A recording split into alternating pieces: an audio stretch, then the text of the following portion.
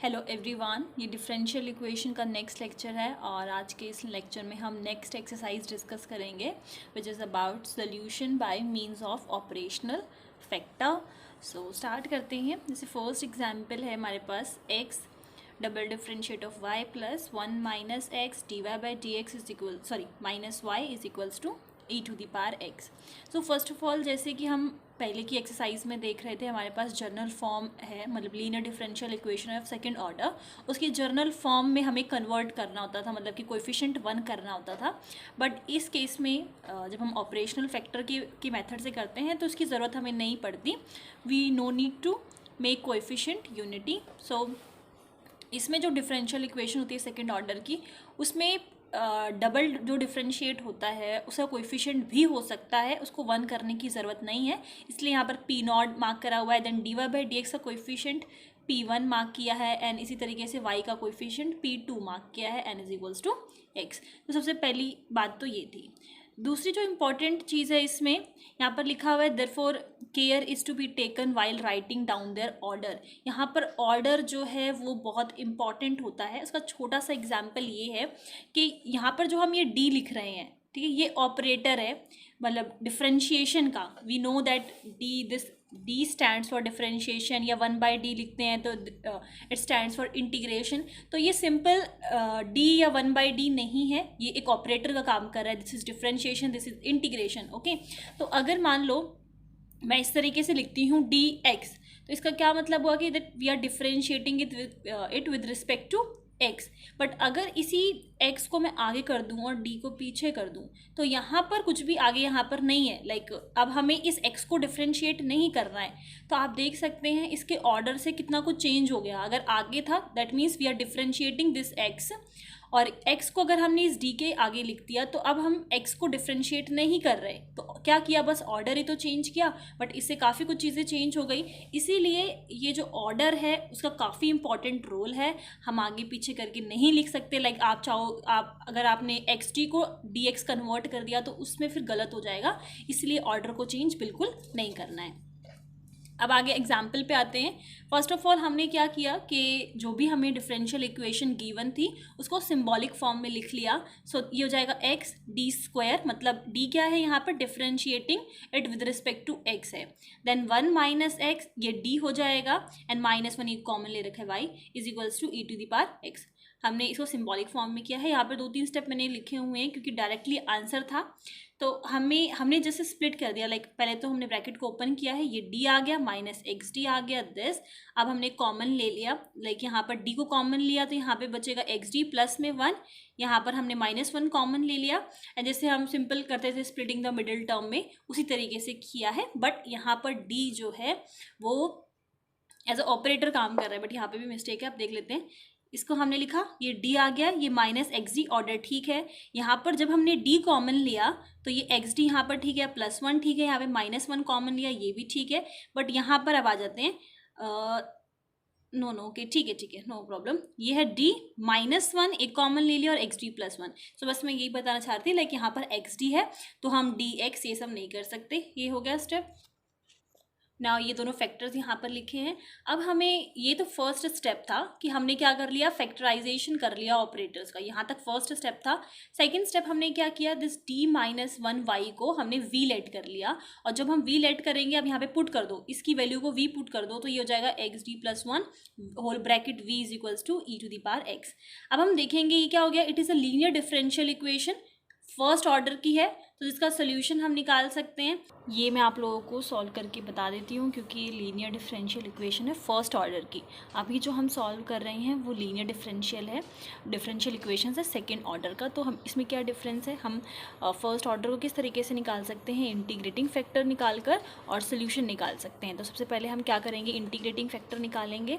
सो integrating factor निकालने के लिए हमें डिवाइड करना पड़ेगा x से, क्योंकि हमें इसका कोएफिशिएंट क्या चाहिए, 1 चाहिए। तो यहाँ पे हो जाएगा d प्लस में 1/x, v इस तरीके से लिख सकते हैं, e to the power x by x। अब यहाँ पर p की वैल्यू क्या है, जो हमारे पास हम इस तरीके से इक्वेशन लिखा करते थे, तो हम क्या लेते थे, integrating factor this P D x लेते थे ना, तो ये होता था, इसकी ज़रूरत पड़ती थी। अब यहाँ पर हम कंपेयर करके निकाल सकते हैं। पी की वैल्यू क्या है 1/x, so integrating factor is equals to this 1/x dx। So क्या आ गया integrating factor is equals to x। Solution निकाल लेते हैं। सो v इंटू में integrating factor is equals to whole integral, q की वैल्यू क्या है यहाँ पर e⁻x/x इंटू में इंटीग्रेटिंग फैक्टर dx प्लस में c। अब क्योंकि ये x से x कैंसिल, तो इंटीग्रल क्या हो गया दिस प्लस में c and v x is equals to this. इसका इंटीग्रेट करेंगे तो e⁻x एज इट इज़ आएगा and v x is equals to c. v की वैल्यू हमें चाहिए, तो इसको इधर शिफ्ट कर देंगे तो x इन्वर्स प्लस में सी x इन्वर्स। ये इसका सोल्यूशन आ गया। यही सेम चीज़ आप देख सकते हैं, इसको हमने सॉल्व किया, linear differential equation of first order, ये सोल्यूशन आ गया। नाउ सब्स्टिट्यूट कर देंगे, इस v की वैल्यू को हमने यहाँ पर सब्स्टिट्यूट कर दिया। सो d-1 यहाँ पर वैल्यू सब्स्टिट्यूट की v की, तो ये आ गया। अब फिर से हमें सोल्यूशन क्योंकि चाहिए, y is equals to solution चाहिए, तो फिर से इस इक्वेशन का हम वही इंटीग्रेटिंग फैक्टर निकालेंगे एंड देन सोल्यूशन निकालेंगे। So let me write the question, that is d-1 y is equals to c1 x inverse plus में e⁻x x inverse. Integrating factor निकाल लेती हूँ, क्या होगी वैल्यू सिंपल -1 dx प्लस में c, क्योंकि अब ये जो है ये पूरा आपका q की वैल्यू है, दिस इज p की वैल्यू है, तो यहाँ पे p की वैल्यू हमें चाहिए थी, तो क्या आ गया ये -x e⁻x आ गया। सोल्यूशन निकाल लेते हैं। सो y इंटू में integrating factor is equals to whole integral, और q की वैल्यू क्या है c1 x इन्वर्स प्लस में e⁻x x inverse and then integrating factor हो गया e⁻x को अंदर हम ब्रैकेट के अंदर मल्टीप्लाई कर लेते हैं। So whole integral c1 e⁻ this by x plus में इसको करेंगे तो सिंपल x इन्वर्स आ जाएगा, ठीक है। सो प्लस में यहाँ पे dx इंटीग्रेट करेंगे। अब क्योंकि कांस्टेंट c1 बाहर कर देते हैं, हमें ये जो अंदर इंटीग्रल के अंदर आ रहा है वी नो कि इसको हम इंटीग्रेट नहीं कर सकते, करेंगे तो बार बार यही फॉर्म आएगी। इसको हम लिख लेते हैं log x प्लस में c, ठीक है, क्योंकि एक्सपोनेंशियल यही फॉर्म बार बार आएगी, इसलिए हम इसको एज इट इज़ छोड़ सकते हैं। एंड y इंटू में e⁻x, y की वैल्यू हमें चाहिए, इसको हम इधर शिफ्ट कर सकते हैं। So this e⁻x integral this by x plus में e⁻x log x प्लस में दिस c एंड e⁻x, तो ये आ गया हमारा सोल्यूशन। इसी तरीके से सेकंड क्वेश्चन है, और सेकंड क्वेश्चन को स्टार्ट करने से पहले एक बार फिर से यहाँ पर आ जाते हैं।